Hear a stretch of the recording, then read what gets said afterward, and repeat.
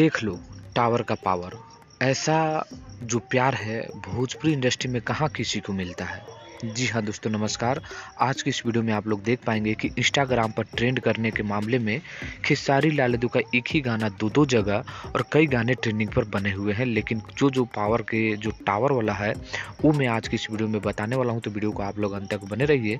Channel पर पहली बार visit करेंगे तो चैनल को सब्सक्राइब करिए, वीडियो को लाइक करिए और शेयर करना नहीं भूलिएगा। देख लो टावर का पावर, यानी खेसारी लाल यादव का पावर देख लो।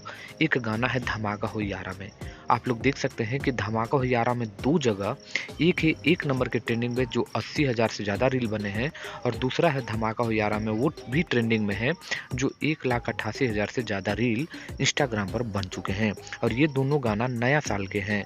जबकि एक और गाना है जो काफ़ी पहले आया हुआ था नया साल का गाना, पी के बियर होला हैप्पी न्यू ईयर, ये जो गाना था ये भी ट्रेंडिंग में है।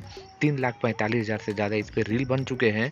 और एक गाना तो नींबू खरबूजा है जो गर्दा उड़ाकर रखा हुआ है। तो यही है, देख लिया ना टावर का पावर, यानी मशीन खेसारी लाल यादव का पावर।